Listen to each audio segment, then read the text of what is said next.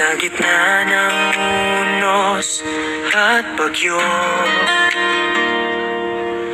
may pag-asa pa rin, huwag kang sumuko.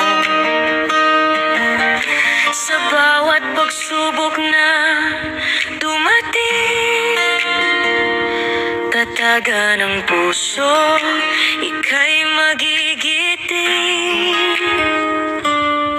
Ang kalikasan ay may hatid na hamon, ngunit sa bawat sakuna may aral na natututunan. Sa pagkakaisa tayo'y magtutulungan, sa pagbabago